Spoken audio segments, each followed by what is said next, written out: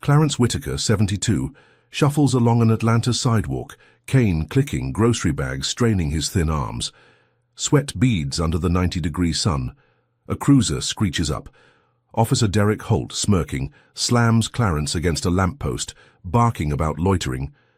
Clarence pleads, voice shaky, but his eyes burn sharp. Holt scoffs, oblivious as Clarence fumbles a flip phone, dialing. A woman answers, crisp, commanding, "Clarence, you okay?" It's the U.S. Attorney General. Holt's jaw drops. What just happened? Before this story unfolds, where are you watching from?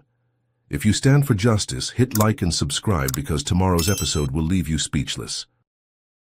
Clarence Whitaker stood trembling against the lamppost, the Atlanta sun baking his weathered skin, grocery bags crumpled at his feet. Officer Derek Holt's hand still gripped his collar, the cop's smirk fading into a slack-jawed stare. Clarence's flip phone, pressed to his ear, buzzed with the voice of Elena Marquez, the U.S. Attorney General, her tone slicing through the humid air like a blade. "You touch him again, and I'll have your badge," she snapped, her words clipped and cold. Holt's eyes darted, sweat beading on his forehead despite the 90-degree heat. He stammered, "Badge number, 4729, his voice cracking as he registered the name Marquez, a woman whose face flashed on news channels, whose power could crush careers. Clarence's lips twitched, not quite a smile, his frail frame belying the steel in his gaze. Holt released him, stepping back, hands raised as if Clarence held a gun. The phone call ended with a click, Marquez's final words echoing in Holt's skull. "Expect a DOJ investigation by morning." Clarence adjusted his shirt, smoothed the wrinkles from the scuffle, and picked up his groceries, the plastic handles cutting into his palms. He nodded at Holt, a silent challenge, then shuffled down the sidewalk, cane tapping a steady rhythm. Holt stood frozen, the cruiser's engine ticking behind him, his pulse hammering. He'd stopped an old man, just another black face to hassle, an easy target to flex his power. But this wasn't just any old man. This was a man with friends. In Washington, a man who could ruin him. Holt's radio crackled, snapping him out of his daze. "Derek, what the hell did you do?" The voice belonged to Captain Vernon Slade, his mentor, a man who ran their precinct like a fiefdom. Holt fumbled the radio, his fingers slick with sweat. "It was a routine stop," he mumbled. "But this guy, he knows the Attorney General." Slade's response was a low growl. "Fix this now, or you're done." Holt's stomach churned. He couldn't lose his badge, not after 10 years of climbing. Not with Slade's protection keeping his record clean despite the complaints, the lawsuits, the whispers of brutality. He climbed into his cruiser, the leather seat hot against his back, and watched Clarence disappear around a corner, his stooped silhouette blending into the bustling street. Holt's mind raced. A DOJ investigation meant scrutiny, maybe prison if they dug deep enough. He'd targeted black men before, planted evidence, twisted reports, but this was different. This was a mistake that could end him. He needed leverage, something to flip the script. His eyes narrowed as an idea took root, dark and desperate. He pulled out, tires squealing, and trailed Clarence at a distance, keeping his cruiser just out of sight. Clarence reached his modest bungalow, a single-story home with peeling paint and a sagging porch, nestled in a neighborhood of cracked sidewalks and faded dreams. He unlocked the door, his hands steady despite the morning's chaos, and stepped inside, the cool air a relief after the heat. He set his groceries on the kitchen counter, bananas bruised from the fall, and sank into a worn armchair, his cane propped against the wall. His phone buzzed, Marquez's name lighting up the screen. "You okay, Clarence?" she asked, her voice softer now, the friend replacing the official. He chuckled, the sound rough but warm. "I've faced worse than some punk cop, Elena." She laughed, but it was tight, laced with worry. "I'm sending investigators tomorrow. That fool's done." Clarence nodded, his fingers tracing the scars on his knuckles, mementos of sit-ins and marches. 60 years ago. He'd fought bigger battles, taken harder blows, but the weight of Holt's hatred lingered, a reminder that the world hadn't changed as much as he'd hoped. He thanked Marquez, hung up, and poured a glass of sweet tea, the E, ice clinking softly. For a moment he felt safe, the kind of safety that comes from knowing you've outsmarted a bully. He was Clarence Whitaker, civil rights lawyer, a man who'd stared down Klansmen and won. One cop couldn't break him. Outside, Holt parked 2 blocks away, his cruiser hidden behind a rusted van. He slipped on gloves, his movements quick and practiced, and pulled a small plastic baggie from his glove box, white powder glinting inside. His heart pounded, but his hands were steady. If Clarence was untouchable, he'd make him touchable. He crept toward the bungalow, staying low, the evening shadows cloaking him. Clarence's mailbox, a dented metal box on a wobbly post, stood unguarded. Holt stuffed the baggie inside, wedging it behind a stack of bills, then retreated to his cruiser. He grabbed his radio, voice low. "Anonymous tip," he said, giving Clarence his address. "Suspected drug activity. Major stash." The dispatcher relayed it, and within minutes, Slade's voice crackled back. "Good work. We'll handle it." Holt leaned back, a grim smile curling his lips. Let the old man talk his way out of this.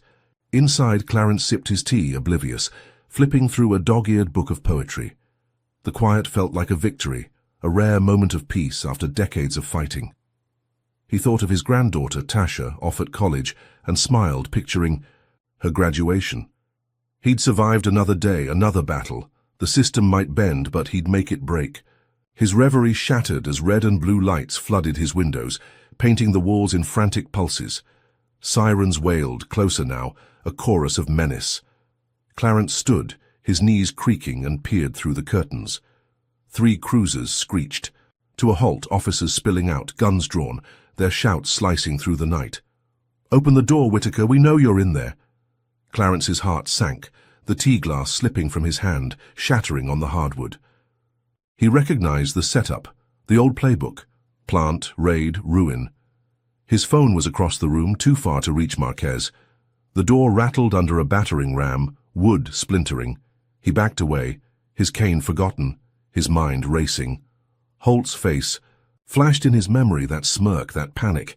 This wasn't random, this was revenge. The door burst open and cops stormed in, boots thundering, flashlights blinding. Clarence raised his hands, his voice steady despite the chaos. "You're making a mistake," he said, but a burly officer slammed him against the wall, cuffs biting into his wrists.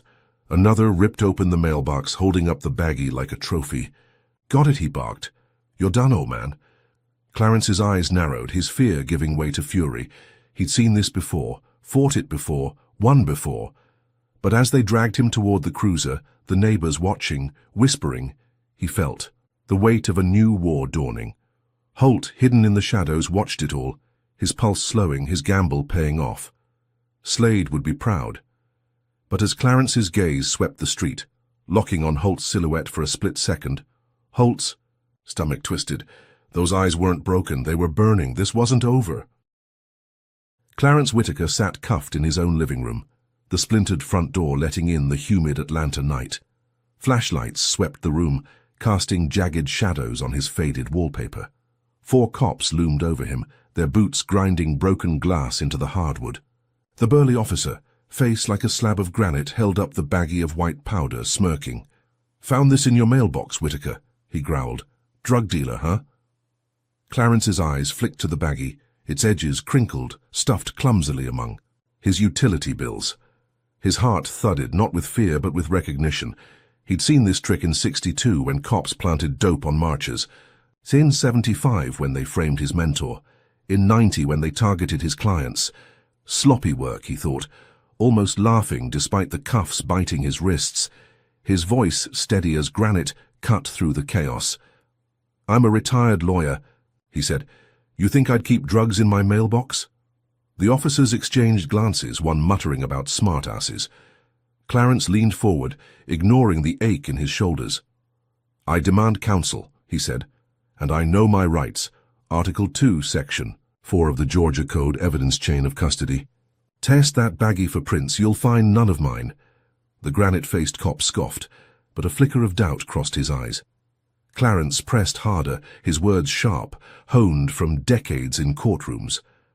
"Call the DOJ, ask for Elena Marquez, she'll vouch for me."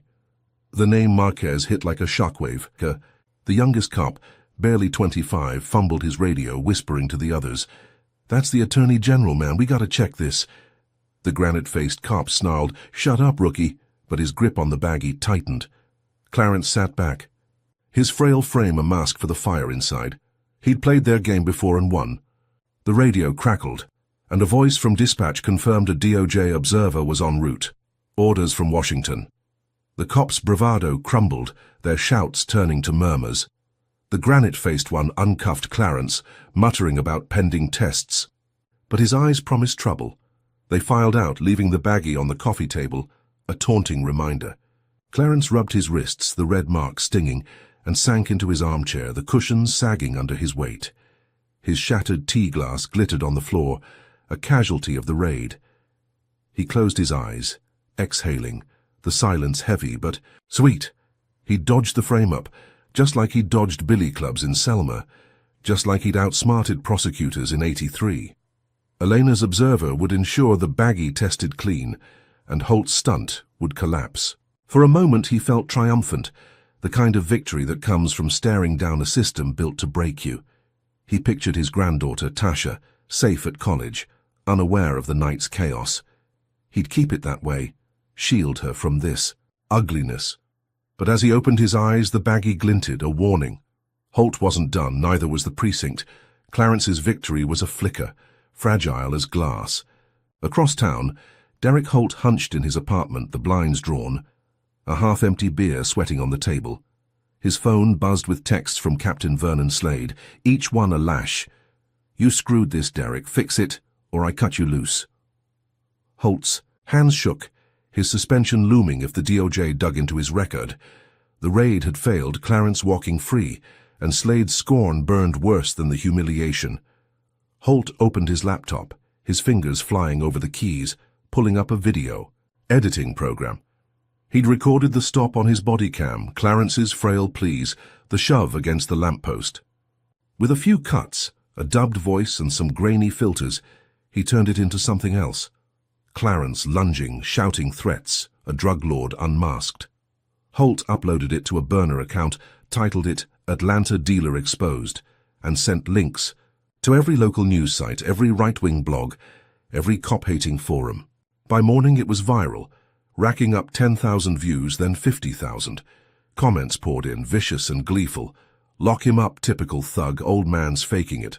Holt leaned back, a grim smile curling his lips. "Let's see you talk your way out of this, Whitaker." Clarence woke to his phone buzzing, Tasha's name on the screen. "Granddad, what's this video?" she asked, her voice trembling. "People are saying you're a criminal." Clarence's stomach dropped. He opened his laptop, the video loading, his own face twisted into something monstrous. His pleas for mercy were gone, replaced by snarls. His stumble edited into an attack. His neighbors' texts flooded in, once friendly voices now cold. "We trusted you, Clarence. How could you lie?" He stepped outside, the 92-degree heat pressing down, and saw them watching from their porches, eyes hard, lips curled. Mrs. Jenkins, who'd baked him cornbread last Christmas, spat on his lawn as she passed. Kids he'd tutored rode by, jeering, "Drug dealer, drug dealer."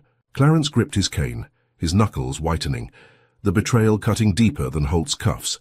He retreated inside, his bungalow no longer a sanctuary, but a cage. The video's lies spread faster than he could counter, his name trending. Sonic QAM hashtags branding him a fraud. He called Tasha, promising it was fake, but her voice was small, distant. "I believe you, Grandad, but my classmates, they're sharing it." Clarence's chest tightened, the weight of her shame heavier than his own. He dialed Elena, his fingers shaking, but her line was busy, the DOJ swamped with the fallout. He sat alone, the room closing in, when a crash shattered the silence. A brick sailed through his window, glass exploding across the floor, the jagged edges glinting like teeth. Clarence staggered back, his scalp stinging as blood trickled from a graze. The brick lay on his rug, wrapped in a note. "Liar. Get out." He stared at it, his pulse hammering, the community he'd fought for turning against him. Holt's video hadn't just smeared him, it had weaponized his neighbors, his friends, his life. Clarence's triumph over the raid was ashes now, the system's claws sinking deeper. He bandaged his head, the gauze rough against his skin, and sank into his chair, the broken window letting in the night's heat. His eyes burned, not with tears, but with fury. He'd faced worse. Hoses, dogs, bombs. But this betrayal was new. A blade in the back. Holt thought he'd won, but Clarence Whitaker didn't break. He'd find the cop's weakness, dig into his past, turn the tables. The fight was far from over. Want to see Clarence fight back against this vicious lie? Drop a number 1 in the comments if you're raging at Holt's betrayal, smash that like button, and subscribe to catch every twist of this battle for justice. What will Clarence uncover when he digs into Holt's dirty secrets? Can he claw his way back from this social execution, or is the system too strong? Clarence Whitaker sat at his kitchen table, the gauze on his scalp itching under the dim light of a flickering bulb. The broken window let in the Atlanta night, thick with 90-degree heat and the faint buzz of cicadas. Glass shards still littered. His rug, the brick's note crumpled in his fist. Liar, get out. His laptop glowed, the viral video looping silently, his distorted face snarling lies Holt had stitched together. Neighbors' glares burned in his memory, their spit staining his. Lorne, their betrayal sharper than the graze on his head. Clarence's hands trembled, not from fear but from rage, the kind that had fueled him through 60 years of fighting, sit-ins, courtrooms, death threats. He wasn't done. Holt's video was a weapon, but weapons could be turned. He opened a box of old case files, dusty manila folders spilling across the table, each one a battle won against the system. His fingers, gnarled but steady, flipped through yellowed pages, searching for a thread, a hint of Holt's past. He'd defended men like himself, black men framed by cops, their lives shredded by planted evidence, false reports, smirking badges. Holt wasn't new. He was a pattern. Clarence's eyes narrowed as he found it. A file from '98. A case against a young officer, Derek Holt, accused of planting weed on a black teenager. The charges were dropped, buried by precinct brass, but the teen's affidavit described Holt's sneer, his slurs, his glee. Clarence cross-referenced it with other cases, his pen scratching notes. 2002, a black shopkeeper arrested with fake coke. 2009, a black teacher cuffed with a planted knife. Holt's name threaded through them, a ghost in the paperwork, shielded by someone higher. Clarence's pulse quickened. This wasn't one cop, it was a machine, and Holt was its fist. He needed to expose it, not just for himself, but for every name in those files, every life Holt had crushed. He dialed a number, his voice low. "Maya, it's Clarence," he said. Maya Reed, a journalist who'd covered his civil rights work in the '80s, answered with a sleepy hello. "I've got something," he said. "Proof a cop's been framing black folks for 20 years. Maya's tone sharpened. "All business. Send it over, Clarence, I'll run it." He scanned the files, emailed them, and leaned back, the chair creaking. For the first time since the raid, he felt the tide turning. Maya's article hit the next morning, a front-page scorcher in the Atlanta Chronicle. Officer Derek Holt's trail of injustice. It detailed the cases, the affidavits, the dropped charges, painting Holt as a racist predator shielded by corruption. Social media erupted. Hashtags like #DreFireHolt trending. Protests forming outside the precinct. Clarence read the article on his laptop, a grim smile breaking through. He called Elena Marquez, the U.S. Attorney General, her voice crackling with fury as she promised action. "I'm suspending Holt today," she said, "and pushing for his termination. This ends now." Clarence hung up, his chest lighter, and drove to pick up Tasha, his granddaughter, from the bus station. She'd come home from college, worried after the video, her voice shaky on their last call. He spotted her at the terminal, her braids swinging, her smile hesitant but real. "Granddad, you okay?" she asked, hugging him tight. He nodded, the gauze hidden under his cap. "Better now," he said. "Let's celebrate." They stopped at a diner, the air thick with grease and coffee, and ordered milkshakes, toasting to Holt's downfall. Tasha laughed, her eyes bright, and Clarence felt whole, the community's betrayal fading in her warmth. He thought of the files, the men he'd free, the justice he'd claw back. Holt was finished, and the system would bend. But across town, Vernon Slade, the precinct captain, sat in his office, the Chronicle crumpled on his desk, his jaw clenched, his fingers drumming a furious rhythm. Holt's suspension was a blow, But Clarence's meddling was a declaration of war. Slade had built his career on control, burying complaints, protecting his men, keeping the precinct's dirt locked tight. Clarence wasn't just a nuisance. He was a threat to the machine. Slade's eyes flicked to a burner phone, its screen, glowing with a contact labeled Fixer. He made a call, his voice low, venomous. "Whitaker's office," he said. "Burn it. Make it hurt." The voice on the other end grunted assent, naming a price. Slade wired the money, leaned back, and sipped his coffee, the bitter taste matching his mood. Clarence would learn what happened to rats. That evening, Clarence and Tasha visited his old law office, a cramped storefront in a black neighborhood, its sign faded but proud, Whitaker Legal Aid. He'd closed it years ago but kept it, as an archive, a shrine to his battles. Tasha, curious, rifled through old photos, laughing at Clarence's afro in '74. He smiled, showing her a framed letter from Dr. King, his hands steady despite the day's wait. The office smelled of dust and ink, a sanctuary of memory. Tasha stepped into the back room, searching for more photos, when a bottle crashed through. The window liquid splashing, flames erupting with a roar. Clarence's heart stopped, the heat slamming his face. Firebomb, he thought, his mind flashing to 63, a church in Birmingham, screams in the smoke. "Tasha!" he shouted, his voice raw. She screamed from the back, trapped, the fire spreading, licking the walls, swallowing his files, his legacy. Smoke choked his lungs, his cane useless as he stumbled forward, the flames a wall of orange fury. He heard Tasha coughing, her voice fading, and his fear turned to steel. He grabbed a coat from a rack, wrapped it around his arm and smashed through a burning shelf, splinters slicing his skin. The back room was a furnace. Tasha curled against a wall, her eyes wide, her breaths shallow. Clarence dropped to his knees, the heat searing his back, and pulled her into his arms, the coat shielding them both. He staggered toward a side door, his legs buckling, the fire roaring like a beast.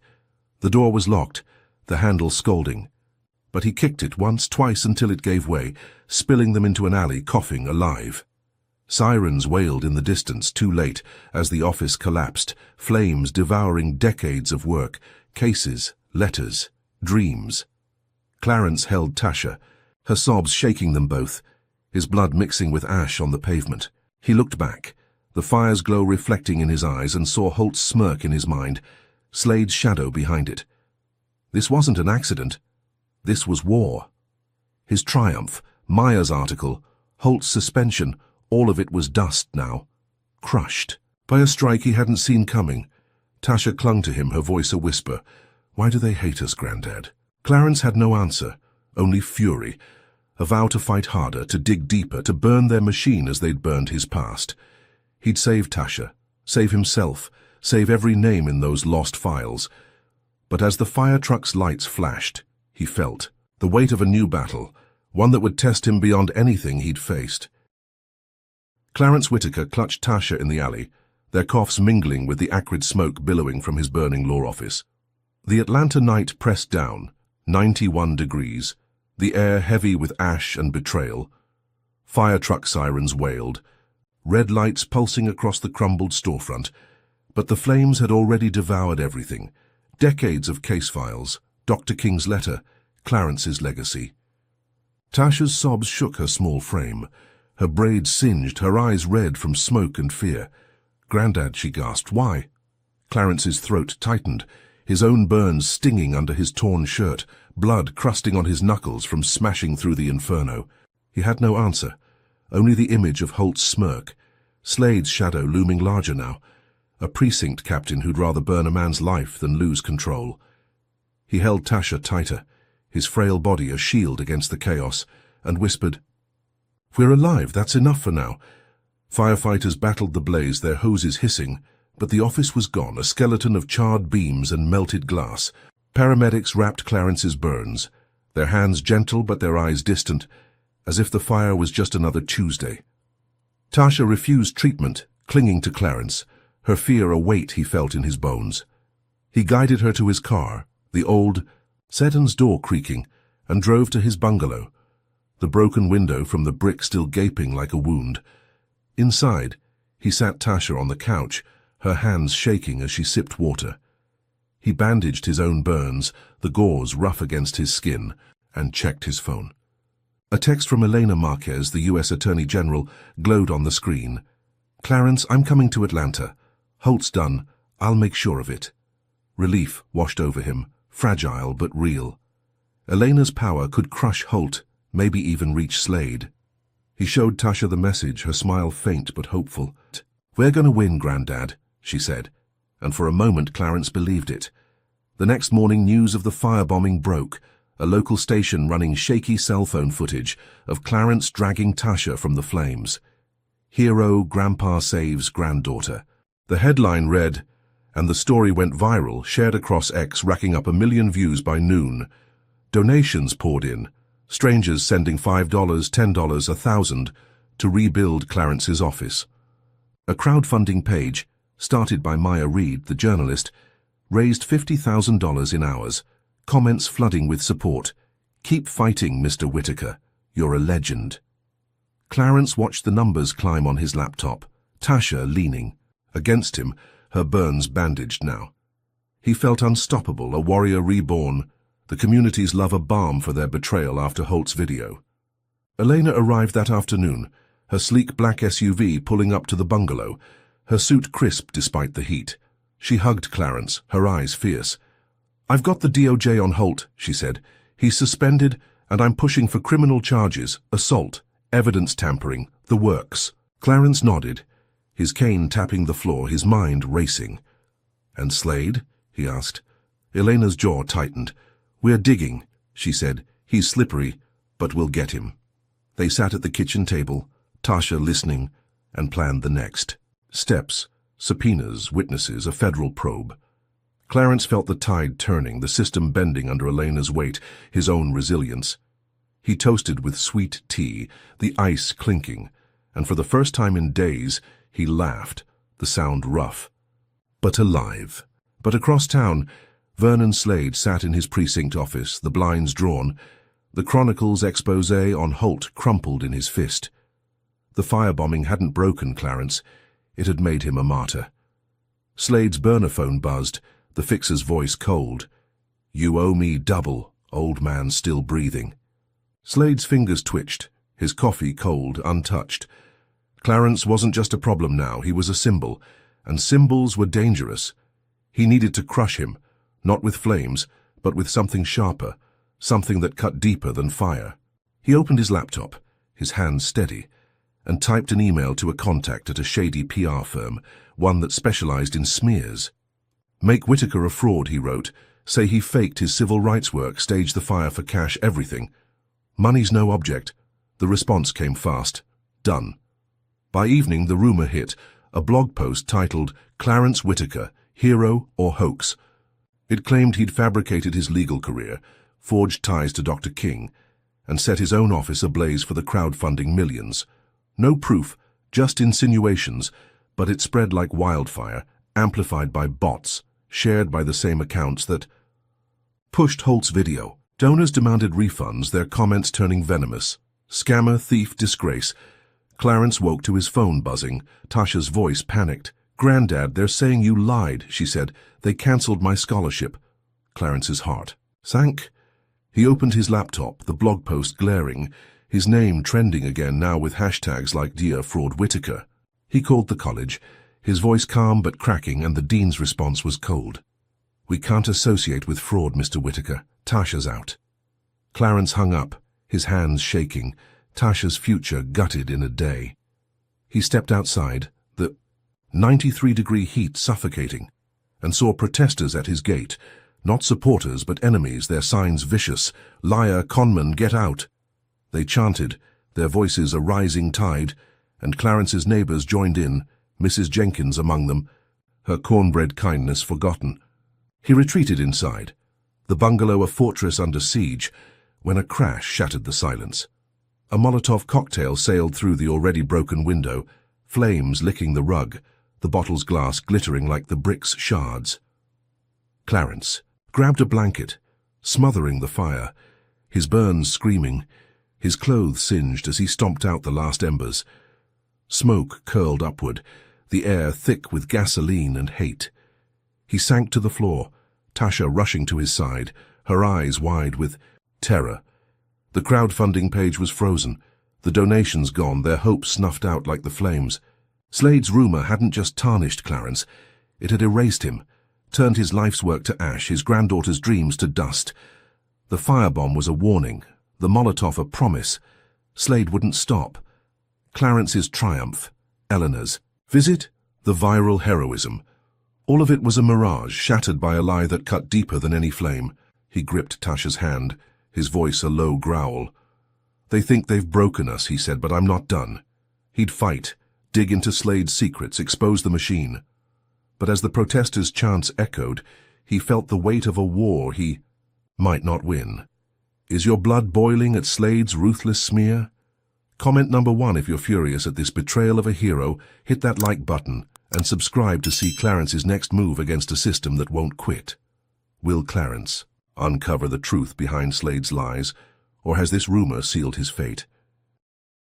Clarence Whitaker stood in his smoke-stained bungalow, the rug charred from the Molotov cocktail, the air thick with gasoline and betrayal. The Atlanta dawn broke, 90 degrees already, the heat pressing against the boarded-up window. Tasha sat on the couch, her eyes hollow, her college scholarship gone, her future gutted by Slade's vicious rumor.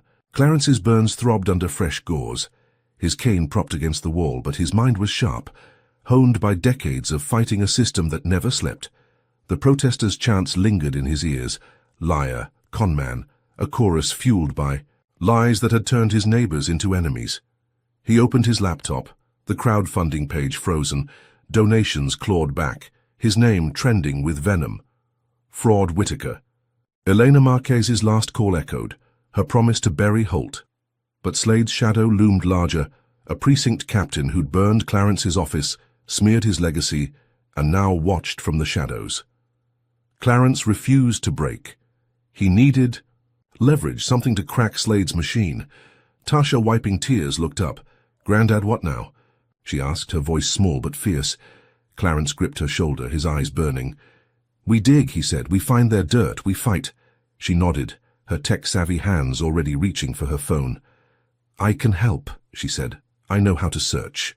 The dark web, precinct leaks, anything." Clarence smiled, a flicker of pride cutting through the despair. They set to work, Tasha navigating encrypted forums, Clarence cross-referencing names from his charred memory of lost files. Hours passed, the bungalow's heat climbing, sweat beading on their foreheads. Tasha's fingers froze on her phone. "Grandad, look," she whispered, a leaked precinct memo, Slade's signature. Clarence leaned in, the screen glowing with proof. Slade had buried Holt's complaints, faked evidence logs, even bribed judges to keep black men locked up. The memo named dozens, shopkeepers, teachers, kids, framed over 20 years, Holt's hands dirty, Slade's orders clear. Clarence's pulse raced, his lawyer's instincts kicking in. This was dynamite, enough to topple Slade, maybe the whole precinct. He emailed it to Elena Marquez, his message urgent. "Federal probe, now Slade's the head of the snake." Elena's reply was instant. "Got it, Clarence. I'm indicting him. Stay safe." By evening, the news broke. Elena's DOJ announcing a probe. Into Captain Vernon Slade. Holt's firing confirmed. His badge stripped for good. X lit up. On justice for Whitaker trending. The memo's leak sparking protests outside the precinct. Crowds chanting for Slade's head. Clarence and Tasha watched. The coverage on a cracked TV. The bungalow's lights dim to avoid attention. Clarence grinned, a rare lightness in his chest. Slade's demotion was a gut punch to the machine, Holt's firing a public execution. He hugged Tasha, her smile cautious but real. "We're winning," she said. And Clarence nodded, daring to believe. The system was cracking, Elena's power bending it to justice. He poured 2 glasses of sweet tea, the ice clinking, and they toasted, the moment fragile but sweet. But across town, Derek Holt sat in a dive bar, the neon buzz harsh against his bloodshot eyes. His badge was gone, his career ash. Slade's demotion a warning he was next. The TV blared the news. Clarence's name everywhere. The old man who'd ruined him. Holt's hands shook, a half-empty whiskey glass sweating on the bar. Slade's last text burned in his mind. "You're on your own. Fix this or disappear." Holt's fear turned to rage, a jagged edge that cut through his panic. Clarence wasn't untouchable. He was flesh-blood breakable. Holt grabbed his burner phone, his fingers clumsy but deliberate, and searched for Tasha's college profile. Her schedule public, her dorm address listed. A plan formed, dark and reckless, born of a man with nothing left to lose. He paid his tab, slipped into the night, and drove to Tasha's campus 90 miles away, his unmarked van blending into the dusk. Tasha, restless, had returned to her dorm that afternoon, needing space to process the rumor's fallout. Clarence stayed behind, promising to call Elena for updates. At 9 p.m., Tasha stepped out for air, her braids swinging, her burns itching under her hoodie. Holt waited, parked in shadows, his gun heavy in his jacket. He moved fast, grabbing her arm, his voice a hiss. "Scream, and you're dead." Tasha froze, her heart hammering, as he shoved her into the van, zip-tying her wrists, her phone smashed. On the pavement. She glared, her fear masked by defiance. "You're done, Holt," she spat. "My granddad's got you." Holt laughed, a hollow sound, and sped off, the van rattling toward an abandoned warehouse on Atlanta's outskirts. Clarence, back at the bungalow, felt a chill, his instincts screaming. Tasha wasn't answering her phone, her texts cold. He called her dorm, the RA's voice tense. "She left hours ago, hasn't come back." Panic clawed his chest, his burns forgotten. As he grabbed his cane, his keys, his old service revolver from a locked drawer, he drove to the campus, the 90-minute ride a blur, his hands shaking on the wheel. The smashed phone in the parking lot confirmed his worst fear. He called Elena, his voice raw. "Tasha's gone," he said. "Holt's got her, I know it." Elena. Mobilized agents, but Clarence couldn't wait. He scoured X, finding a live stream trending. Whitaker's granddaughter caught. His blood ran cold. The video showed Tasha, bound in a warehouse, Holt ranting, his face unhinged, a gun waving. "Reverse racism ruined me," he shouted. "This old man's lies, his attorney general puppet." The comments were a cesspool, cheering Holt, calling for blood. Clarence's heart pounded, his lawyer's calm shattered by a grandfather's terror. He recognized the warehouse, a derelict shell he'd passed in '92, its rusted sign still standing. He sped there, the sedan's engine straining, the Atlanta skyline fading behind him. The warehouse loomed, its windows dark, Holt's van parked outside. Clarence slipped in through a broken door, his cane silent on the concrete, his revolver heavy in his pocket. Dust choked the air, the smell of oil and rot thick. Tasha's voice, faint but fierce, echoed from a corner, arguing with Holt, buying time. Clarence crept closer, his burns screaming, his pulse a drumbeat. He saw her zip-tied to a chair, Holt pacing, the gun glinting under a flickering bulb. The livestream camera, propped on a crate, broadcasted every word, thousands watching, betting, on blood. Clarence's eyes locked on Tasha's, a silent vow. "I'm here." Holt's back was turned, his rant growing wilder, blaming Clarence for his fall, for Slade's ruin, for a world that dared fight back. Clarence stepped forward, his cane tapping once deliberate. Holt spun, gun raised, his eyes wild. "You," he snarled, "you did this." Clarence raised his hands, the revolver hidden, his voice steady. "Let her go, Derek, it's over." Holt's finger twitched on the trigger, the livestream's red light blinking, the world holding its breath. Clarence's mind raced, his life's battles flashing, dogs, hoses, judges, jails. He'd faced worse, but Tasha's life hung on. This moment. He needed a plan, a distraction, anything to shift the odds. The warehouse creaked, the night closing in, and Clarence knew one wrong move would end them both. Clarence Whitaker crouched in the shadows of the abandoned Atlanta warehouse, the air thick with dust and the stench of oil, his burns throbbing under sweat-soaked gauze. The 90-degree night pressed against his skin, his cane gripped tight, the revolver heavy in his pocket. Tasha sat zip-tied to a chair 10 feet away, her eyes fierce despite the fear, her voice taunting Derek Holt, who paced like a caged beast, gun waving, his livestream camera blinking red on a crate. You're finished, Holt, Tasha snapped. My, Granddad's got the whole world watching. Holt's laugh was jagged, his face twisted, eyes bloodshot from whiskey and rage.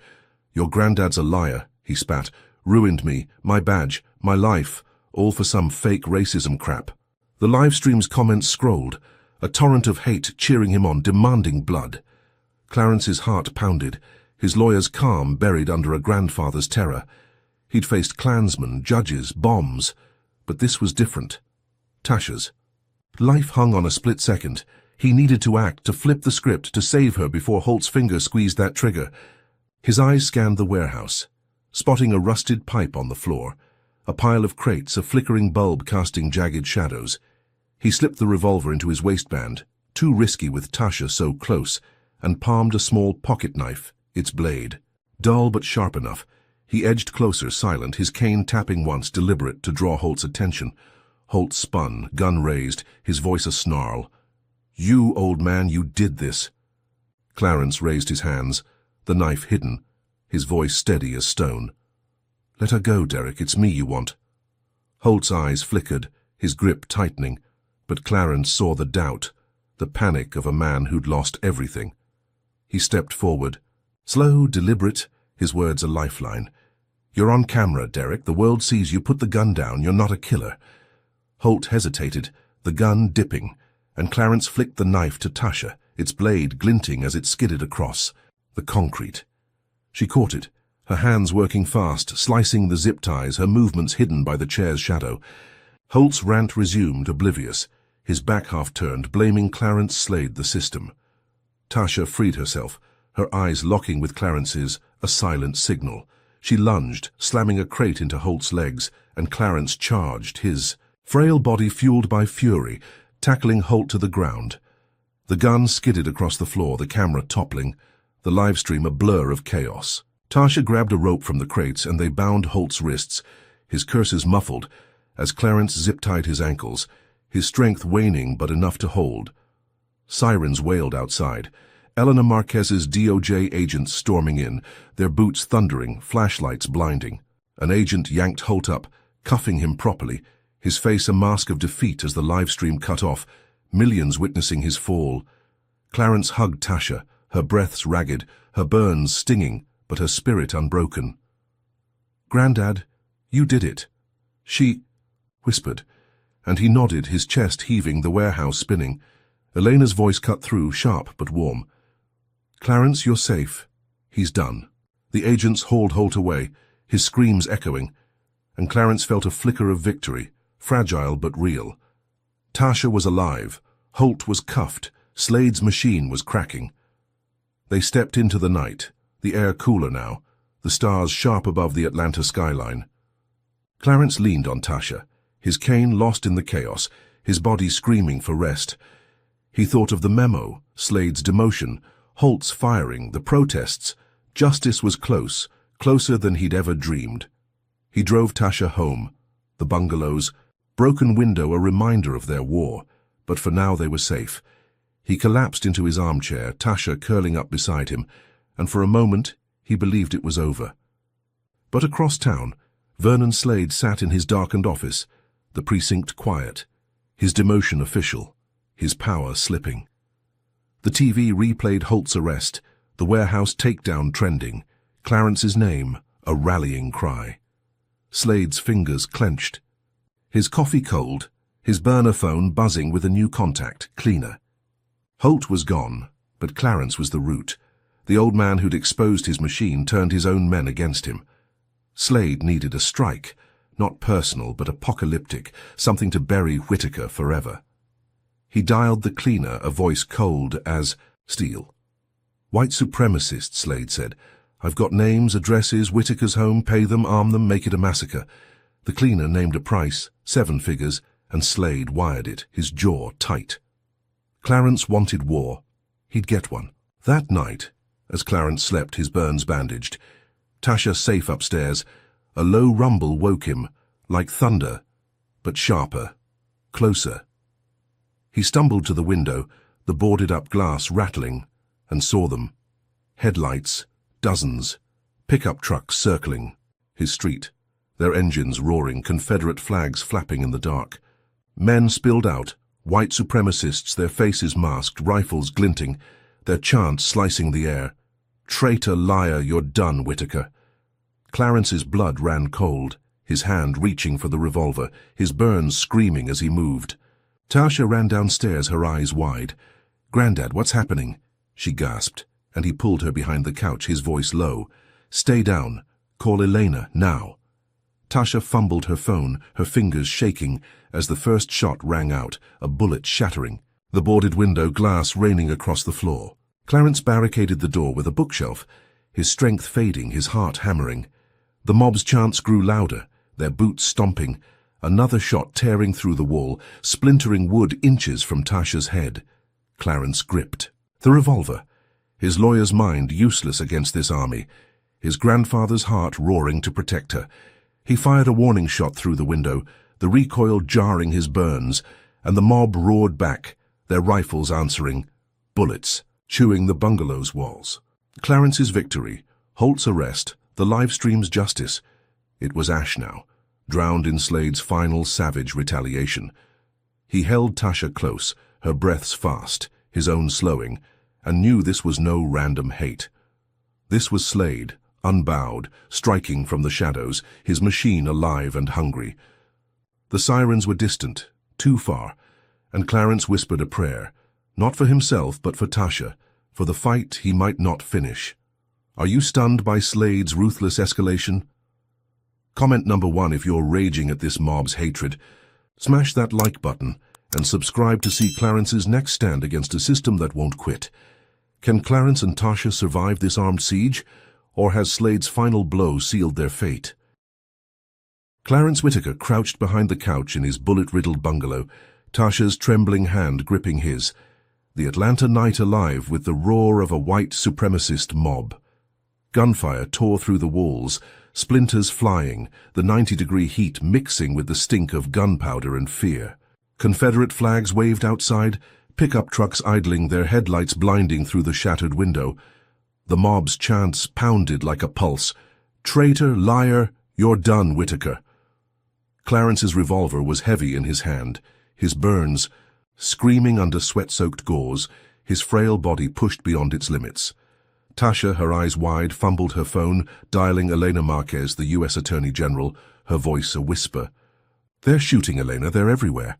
Clarence shoved a bookshelf against the door, its wood groaning under the mob's kicks, his strength fading but his will iron.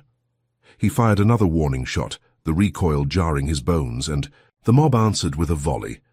Bullets shredding the couch's fabric, foam spilling like snow.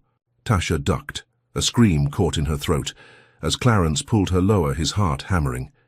He'd faced hate before, hoses, dogs, bombs, but this was a war, Slade's war, the precinct captain's final strike to bury him. Sirens wailed. Closer now, and the mob's chants faltered, their trucks revving as red and blue lights flooded the street.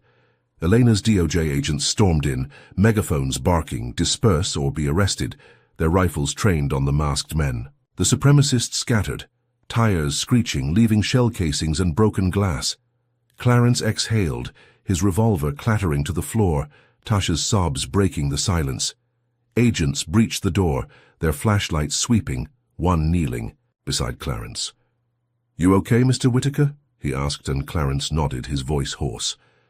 "Just get us out." They escorted him and Tasha to a safe house, a nondescript apartment across town, its walls bare, its air stale. Clarence sank into a chair, Tasha curling up beside him, her burns red and raw from the siege. Eleanor arrived, her face grim, her suit creased from a red-eye flight. "No arrests," she said. "Slade's hacker wiped the evidence, no link to him." Clarence's fists clenched, his burns ignored. "Slade's untouchable," he growled, "but I'm not done." Elena's eyes softened, but her voice was steel. "You're a target, Clarence. Lay low. Let me handle Slade." He nodded, too tired to argue, but his mind churned, plotting his next move. The mob was Slade's doing, he knew it, and he'd prove it. For Tasha, for every black life Slade's machine had crushed. Days passed in the safe house, the TV replaying the siege, Clarence's name trending again, not as a fraud, but a hero. He needed to strike back, to expose Slade's rot. He called Maya Reed, the journalist, her voice crackling with urgency. "I've got more, Maya," he said. "Slade's memos, his bribes, everything." She agreed to meet, and Clarence, with Tasha's help, compiled the evidence. A recorded call from a whistleblower, a cop who'd overheard Slade's orders to frame black men. They met Maya at a diner, the air thick with coffee and grease, and handed her the drive. Maya's eyes lit up. "This is huge, Clarence, national news." The story aired that night, a primetime exposé. Atlanta captain's corruption unveiled. The call played, Slade's voice clear, ordering bribes, framing. Clarence, orchestrating the firebomb. Protests erupted, thousands outside the precinct, chanting Whitaker's name, demanding Slade's arrest. Clarence watched from the safe house, Tasha's hand in his, a grin breaking through his exhaustion. Eleanor called, her voice triumphant. "We've got him, Clarence. DOJ's moving. Slade's finished." Clarence felt invincible, the system bending, his fight validated. He stepped outside, the 92-degree heat a relief after the safe house's chill, and breathed deep, the protests' roar echoing in his soul. He'd done it, exposed Slade, avenged Tasha's pain, Holt's terror. The world was watching, and justice was close. But in his precinct office, Vernon Slade sat alone, the TV muted, the exposé looping. His demotion was a wound, but Clarence's strike was a death blow. The protests, the DOJ, the leaked call, they were his end, unless he rewrote the story. He opened his laptop, his fingers steady, and contacted his PR firm, the same one that smeared Clarence as a fraud. "Frame Whitaker again," he typed. "Say he bribed Maya Reed, faked the call, everything. Money's wired." The firm worked fast, planting stories, hacking bank records, fabricating a trail. $10,000 from Clarence to Maya, a doctored email promising payment for lies. By morning, the story broke. A headline screaming, "Whitaker's bribery scandal." The DOJ, under pressure, froze Clarence's accounts, citing fraud. The bank called, cold and final. "Your mortgage is delinquent, Mr. Whitaker. Foreclosures, immediate." Clarence stood in the safe house, his phone buzzing with the news, Tasha's voice breaking as she read the headline. "Grandad, they're lying again," she said, but her eyes were dull, her burns infected, her strength fading. He called the hospital, begging for treatment, but the billing office was blunt. No funds, no care. Tasha collapsed that night, fever, spiking, and Clarence rushed her to the ER, his sedan rattling, his heart a drumbeat. The hospital admitted her, but the bills piled up, thousands he couldn't pay, the foreclosure notice taped to his bungalow's door. He sat by Tasha's bed, her hand limp in his, the beeping monitors a cruel rhythm. The protests faded, the public turning, hashtags shifting. Whitaker lied. Maya called, her voice shaking. "They're saying I took a bribe, Clarence. My career's..." "Done?" He apologized, his voice cracking, but the damage was done. Slade's frame-up had gutted him, not with bullets, but with paper. Stripping his home, his money, his granddaughter's health. The exposé, the protests, Eleanor's promise, all ash now, crushed by a lie that hit harder than the mob's rifles. Clarence's bungalow was gone, his accounts empty, Tasha's fever climbing, and he sat in the hospital's sterile light, his cane useless, his burns a dull ache. Slade wasn't just fighting. He was erasing him, piece by piece, a system that bent but never broke. Clarence's eyes burned, not with tears but with fury. He'd fight, find Slade's weakness, save Tasha, rebuild. But as the hospital's clock ticked, he felt the weight of a war he might lose, a machine that fed on his pain. Clarence Whitaker sat by Tasha's hospital bed, the sterile light of the Atlanta medical ward casting shadows on his weathered face, the beeping monitors a relentless reminder of her fever. The 90-degree night pressed against the window, the city's hum distant, drowned by the weight of ruin. His bungalow was gone, foreclosed, his accounts frozen, the bribery scandal pinning him as a fraud. Tasha's burns were infected, her breath shallow, the hospital bills piling like a noose, thousands he couldn't pay, a debt born of Slade's lies.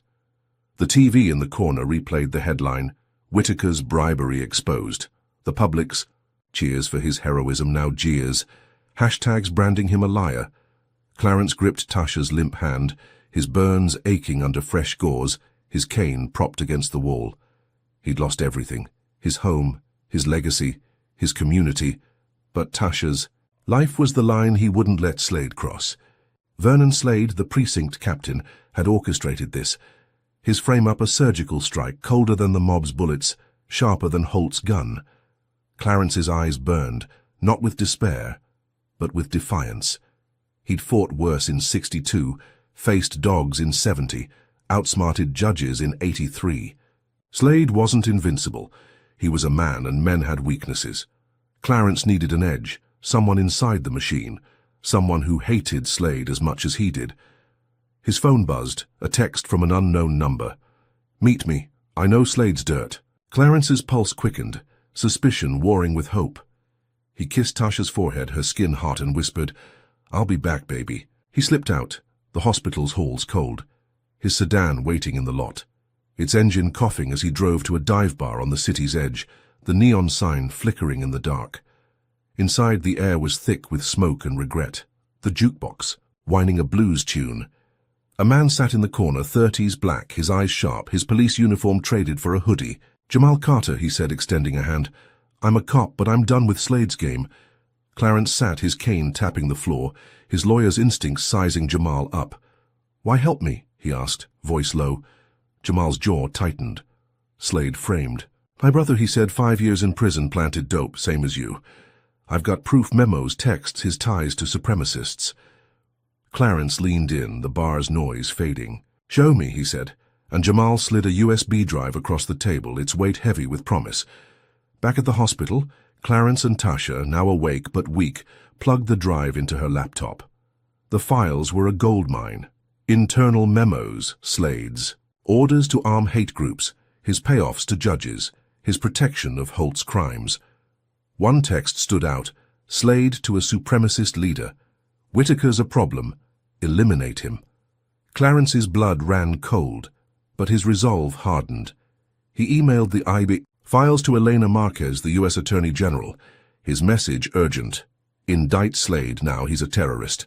Elena's reply was swift. "Got it, Clarence, we're moving, he's done." The next morning, the DOJ announced Slade's indictment, federal charges of corruption, racketeering, and hate crimes. News channels blared, crowds gathered outside the courthouse chanting for justice. Clarence's name a rallying cry again. Tasha, propped up in her hospital bed, smiled faintly. "You did it, Grandad," she said, and Clarence nodded, crashing on Jamal's couch that night. The bar's owner letting him stay, his own home gone. He felt a spark of hope, Slade's empire crumbling, Elena's power closing in. The protests grew, thousands demanding Slade's life sentence, and Clarence dared to dream of Tasha's recovery, a new home, a world where justice wasn't a mirage. But in a county jail, Slade sat on a cot, his bail hearing hours away, his face calm but his mind a storm. The indictment was a death blow, his machine exposed, his allies fleeing. Clarence was the root, the old man who'd turned his own evidence against him, a ghost who wouldn't die. Slade's burner phone, smuggled in, buzzed with a contact. Reaper. He texted, his fingers steady. "Whitaker's at Carter's. Kill the cop. Make it clean." The hitman, a shadow with a silenced pistol, named a price, and Slade paid, his last card a lethal one. He leaned back, the cell's cold walls a comfort, knowing Clarence would bleed. That night, Clarence walked to Jamal's apartment, a cramped unit above the bar, the city's lights flickering through the window. He carried a bag of takeout, his burns slowing him, his cane tapping the alley's pavement. The air was thick, 91 degrees, the stars hidden by smog. He didn't see the hitman, didn't hear the silenced shot, only felt the bullet tear through his chest, a white-hot lance that dropped him to the ground. Blood pooled, warm and sticky, his breath shallow, his vision blurring. The hitman vanished, assuming Jamal was down, unaware he'd shot the wrong man. Tasha's screams echoed from the hospital miles away as Jamal found Clarence, his hands pressing the wound, his voice frantic. "Stay with me, Whitaker. Stay with me." Clarence's mind flickered, Tasha's face, Elena's voice, the fight he'd waged for 60 years.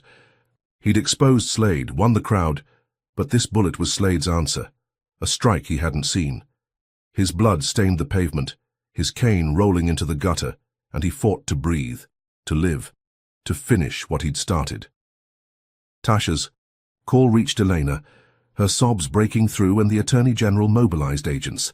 But Clarence lay still, the alley's shadows closing in, his heart a faint drumbeat. Slade's indictment was a victory, but this was his revenge, a hit that cut deeper than any lie, any mob. Clarence's fight hung by a thread, Tasha's future with it, and the system watched, unyielding, waiting for him to break. Are you reeling from Slade's cold-blooded hit? Comment number 1 if you're praying for Clarence's survival. Hit that like button and subscribe to see if justice can outrun this bullet. Will Clarence pull through to fight another day, or has Slade's final strike ended his war? Clarence Whitaker lay bleeding in the Atlanta alley, the pavement cold beneath him, his chest a furnace where the hitman's bullet had torn through. The 90-degree night blurred, stars fading, the city's hum drowned by his ragged breaths. Jamal Carter's hands pressed his wound, blood seeping through his fingers, his voice frantic. Hold on, Whitaker, help's coming. Clarence's mind clung to Tasha, her face in the hospital, her fever, her fight. He'd exposed Slade, sent the memos, sparked the indictment, but this bullet was Slade's answer. A strike meant for Jamal, but claiming him instead. His cane lay in the gutter, his revolver useless, his life leaking into the cracks. Sirens wailed, paramedics swarming, their hands a blur as they lifted him onto a stretcher, oxygen mask hissing, IVs piercing his arm. The ambulance raced, its lights painting the city red, and Clarence drifted. His 60 years of battles flashing, Selma's hoses, Birmingham's bombs, courtrooms where he'd clawed justice from hate. He woke in surgery, the hospital's sterile light blinding, doctors shouting, his chest stitched, his lungs burning. Hours later, he opened his eyes, Tasha's tear-streaked face above him, her hand gripping his. "Grandad, you're alive," she whispered, her burns bandaged, her fever down but her eyes haunted. Clarence tried to speak, his throat raw, the oxygen mask fogging. He was alive, but the cost was etched in Tasha's fear, in the hospital's beeping monitors, in the bills. He couldn't pay. Elena Marquez stood at the foot of his bed, her suit rumpled, her voice fierce. "Clarence, we got the hitman's ID," she said. "He's tied to Slade. We raided his home, found a manifesto. Hate group plans, everything." Clarence's pulse quickened, his lawyer's mind stirring despite the pain.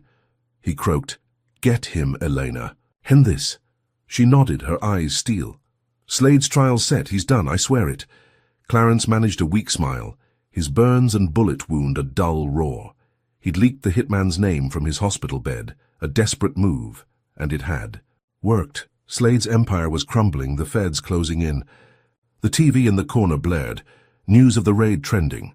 Slade's manifesto a national scandal, his ties to supremacists exposed. Crowds gathered outside the hospital, not with rifles, but with signs. Justice for Whitaker. Clarence watched, Tasha's hand in his, and felt a surge of triumph, fragile but real.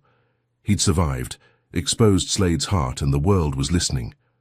Elena left to coordinate the trial, promising protection, and Tasha curled up in a chair, her breaths easing. Clarence closed his eyes, the monitors steady, his chest stitched but his spirit unbroken.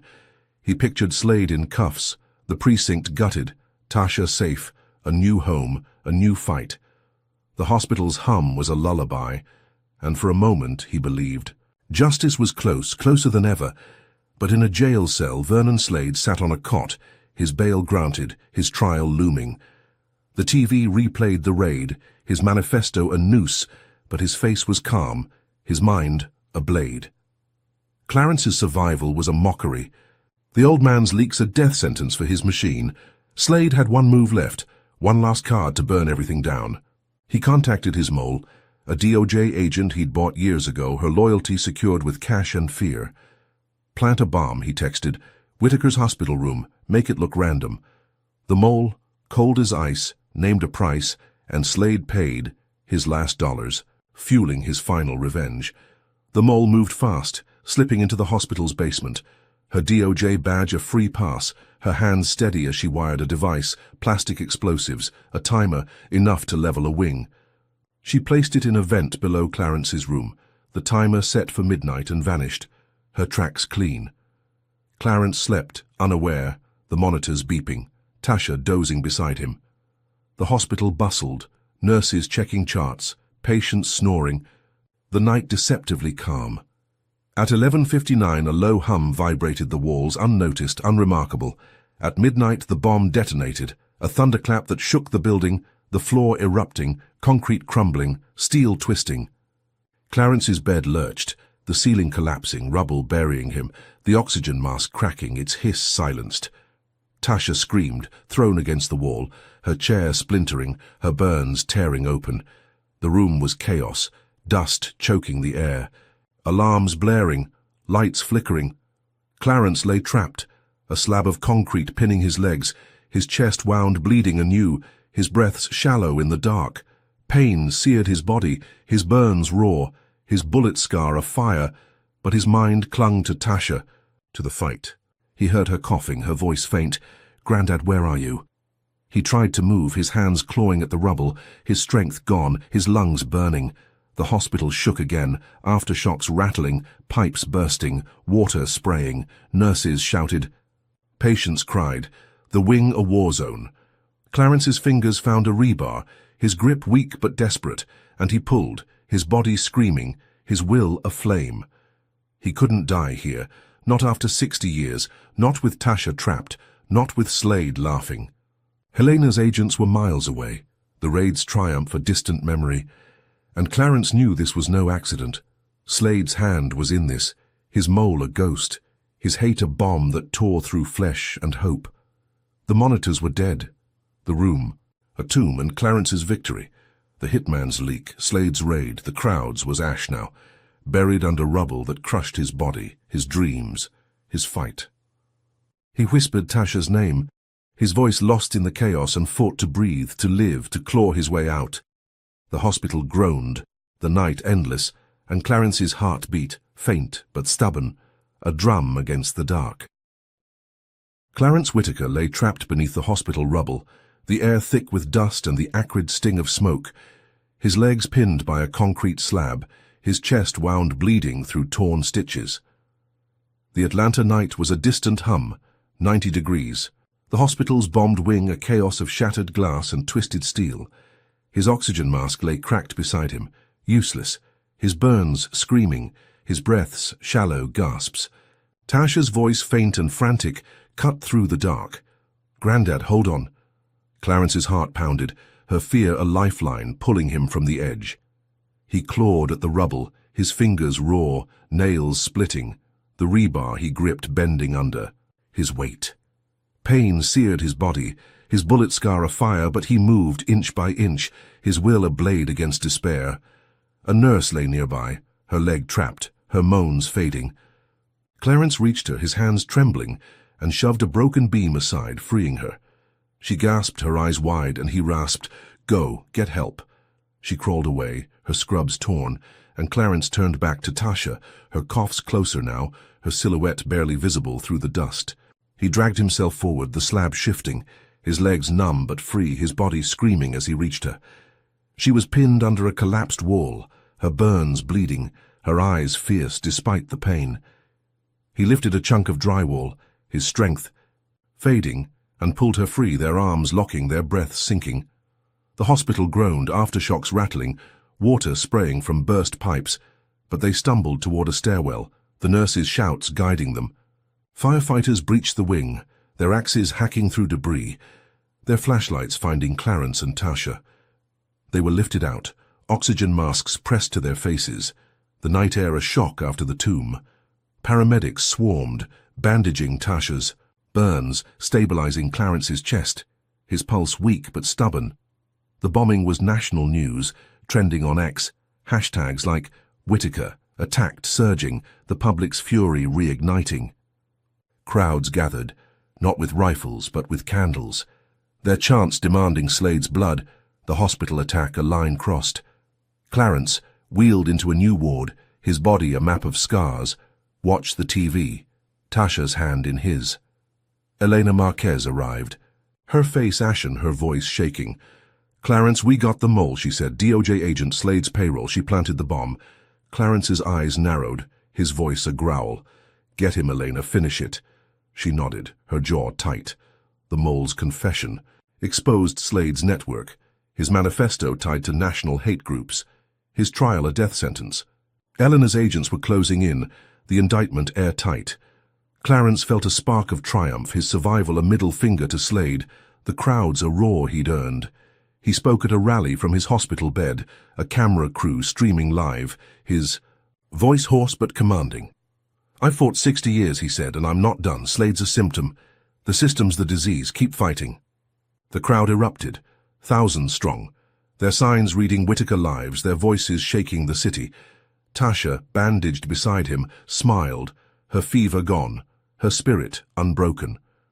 Clarence stood, his cane steady, his chest stitched, his burns a dull ache, and felt invincible, the system cracking, his fight a beacon. The rally trended, millions watching, the world bending to his will. He hugged Tasha, her warmth a promise, and dared to dream of justice, of a home rebuilt, of Tasha's future restored. But in a safe house miles away, Vernon Slade watched the rally on a smuggled phone, his bail a fleeting freedom, his trial days off. The mole's betrayal was a gut punch, Clarence's survival a mockery, the crowds a noose. He'd lost his precinct, his allies, his machine, but he had one last play. One final strike to burn Clarence to ash. He contacted a dark web broker, his fingers steady, his message cold. Whitaker's address, every hate group in Georgia, $1 million bounty, dead or alive. The broker spread the word, and by midnight, the call went out. Supremacists, militias, lone wolves, all armed, all hungry. Slade leaned back, his cell's walls a comfort, knowing Clarence would face an army. That night, Clarence and Tasha were moved to a new safe house, a fortified condo on Atlanta's outskirts, its windows bulletproof, its doors steel. Elena's agents guarded the perimeter, their radios crackling, but Clarence felt the air shift, a predator's scent in the dark. He checked his revolver, his burns itching, his chest wound a dull pulse. Tasha slept, her bandages fresh, her trust in him absolute. At 2 a.m., the first truck roared in, then another, a convoy of armed pickups, militia flags flapping, rifles glinting. Men poured out, dozens, their faces masked, their shouts a war cry, "Whitaker, you're dead." Clarence's blood ran cold, his hand shaking as he woke Tasha, pulling her to the floor. Bullets tore through the walls, glass shattering despite the reinforcements. The agents outside firing back, their shouts drowned by the militia's roar. Clarence barricaded the door, his cane useless, his revolver loaded. Tasha grabbed a kitchen knife, her eyes fierce, her voice steady. "We'll make it, Grandad," she said, and he nodded, his heart a drumbeat. The militia breached the yard, their Molotovs arcing, flames licking the condo's base. Clarence fired through a slit, dropping. One man, but the horde pressed closer, their rifles relentless, their bounty a fever in their blood. Elena's agents fell back outnumbered, their radios screaming for backup, too far to matter. Clarence's rally, his survival, the mole's confession. It was all nothing now, crushed by Slade's final apocalyptic strike. He held Tasha close, their breaths fast, the condo a fortress under siege, and knew this was Slade's endgame, a war to erase him, to break the man who dared fight back. Clarence Whitaker crouched in the bullet-riddled safe house, the Atlanta condo shaking under the militia's assault, flames licking its walls from Molotov cocktails. Tasha gripped a kitchen knife, her burns bandaged but bleeding, her eyes fierce. Beside him, the 90-degree night roared with gunfire, militia trucks circling, their flags snapping, their shouts a death knell.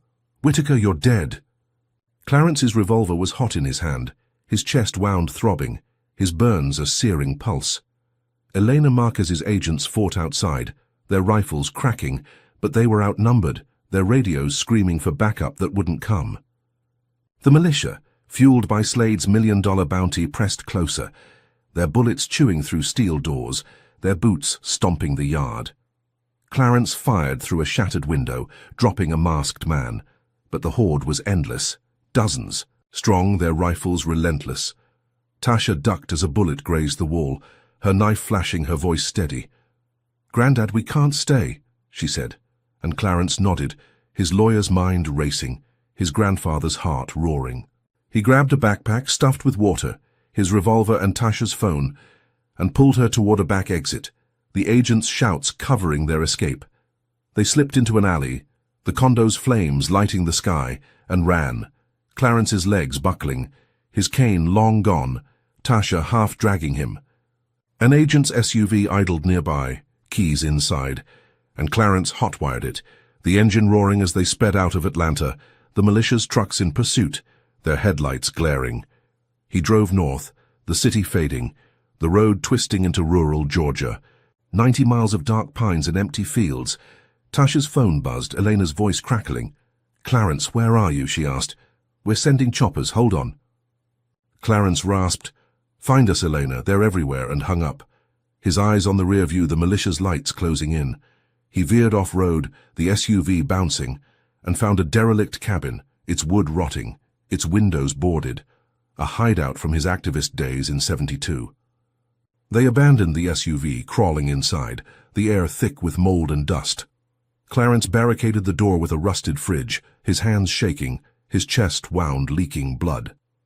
Tasha scouted the cabin, finding fishing line, gas cans, old tools, a trapmaker's dream.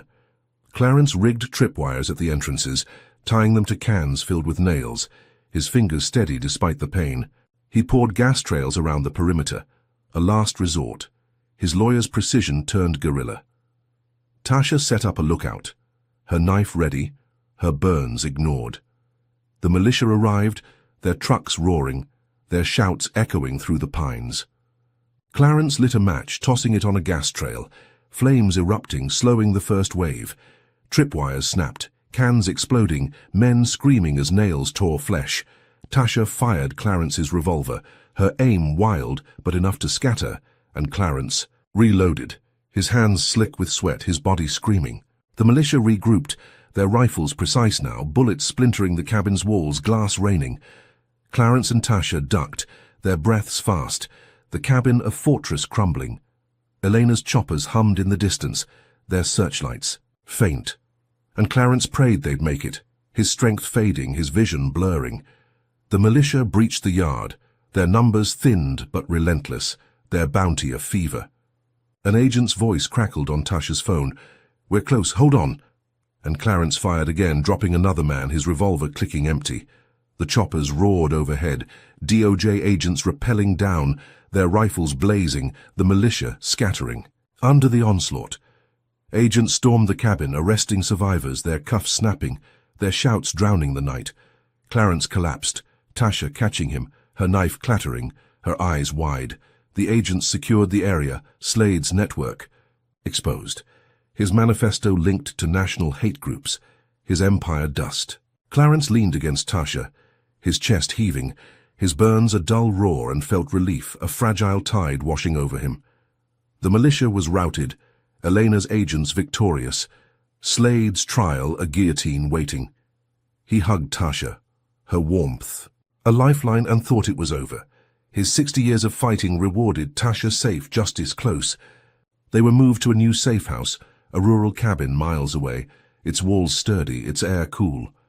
Clarence slept, his wounds bandaged, Tasha guarding him, her phone silent now, the world quiet. But as dawn broke, a shadow moved, a rogue militiaman, loyal to Slade, who'd slipped the agent's net. He crept into the cabin, his boots silent, a hunting knife gleaming, its blade pressed to Tasha's throat as she slept. Clarence woke, his heart stopping, his revolver across the room, his body too weak to lunge. The militiaman's eyes burned, his voice a hiss. "You ruined us, Whitaker. Slade's orders, you die." Clarence raised his hands, his voice calm, his lawyer's mind spinning. "You're a pawn, son," he said. "Slade betrayed you. Check his manifesto. He named your group, sold you. Out to save himself?" The militiaman hesitated, his knife dipping, and Clarence pressed, his words a lifeline. "Look at your phone, X has it. Slade's confession. He's laughing while you bleed." The militiaman fumbled his phone. the manifesto's leak trending, Slade's. Words damning his own allies. His face twisted, rage turning inward, and he dropped the knife, his hands shaking. "I trusted him," he muttered, and sank to the floor, his fight gone. Clarence grabbed the knife, Tasha waking, her gasp sharp, and he held her, his pulse racing. The militiaman surrendered, his head bowed, and agents stormed in, cuffing him, the cabin secure. Clarence sat, his chest wound, bleeding through, his burns afire but his spirit unbroken. Slade's empire was ash, the militia broken, the manifesto a noose, but the rogue's knife was a warning, a crack in his victory. He'd won, saved Tasha, exposed the machine, but the fight wasn't over. Not while Slade's hate lingered, not while the system watched, waiting for him to fall. Clarence gripped Tasha's hand, his eyes burning, and knew one more battle waited, one more strike to end it all. Clarence Whitaker sat in a new city, a modest apartment funded by donations, the Atlanta scars fading but never gone. Tasha unpacked books, her burns healed, her smile cautious but real. The 90-degree Virginia sun streamed through the window, a fresh start after the militia's rout, Slade's conviction, and Elena Marquez's offer of a DOJ advisory role. Vernon Slade rotted in prison, life without parole. His manifesto a public stain, his precinct gutted. Clarence gripped his cane, his chest wound a dull ache, his eyes scanning news of Slade's fall. He'd won, saved Tasha, exposed the machine, but peace felt fragile, a glass pane waiting to crack. He sipped coffee, the mug warm, and pictured a life beyond the fight, Tasha's graduation, a garden, rest. The TV flickered, a breaking story cutting through his thoughts. Black churches bombed, 3 states, dozens dead. Clarence froze, the mug slipping, coffee pooling on the floor. The anchor's voice was grim. A new hate group, born from Slade's manifesto, claims responsibility. Clarence's heart sank. His 60 years of battles flashing, hoses, dogs, bombs, Holt's gun, Slade's mob. He'd thought it was over, but hate didn't die. It shapeshifted. Tasha looked up, her eyes wide, and he forced a smile, shielding her from the dread. That night, as she slept, a note slid under the door, its scrawl sharp, "You didn't win, Whitaker. Signed Holt." Clarence's blood ran cold. Derek Holt, released on a technicality, free despite the warehouse, the kidnapping, the live-streamed shame. He stood, his cane tapping, and opened his laptop. X trending with Holt's name, videos of him rallying masked men, their rifles raised, Slade's words on their lips. Holt wasn't just back. He was leading, a new beast born from Slade's. Ashes, deadlier, hungrier. Clarence's chest tightened, his burns itching, his fight unending. He gripped his cane, eyes burning, and knew the system was broken, justice a mirage. But he'd fight again, for Tasha, for the churches, for every life hate sought to crush. Justice on a razor's edge reveals the relentless grip of systemic racism and the unbreakable spirit required to fight it. Clarence Whitaker's saga, a black man battling a racist cop and a corrupt precinct, teaches us that justice is not a destination but a grueling war. Each victory, exposing Holt's brutality, toppling Slade's empire, came at a cost: his home, his legacy, Tasha's future, his blood. The story underscores that racism shapeshifts, from street harassment to bombs never dying but evolving, as Holt's return proves. Clarence's resilience, his refusal to break despite 60 years of blows, shows that fighting back even when the system bends only to snap back harder is a legacy in itself. Yet, the open-ended finale, with Holt's new hate group rising, warns that individual wins don't dismantle the machine. It's a call to vigilance, to recognize that every battle, no matter how brutal, fuels the next. Clarence's story demands we question who pays the price for justice and whether it's ever truly won. His cane, his scars, Tasha's burns, they're not just wounds but badges of defiance. The lesson is clear. Racism's roots run deep, but so does resistance, and the fight is never over.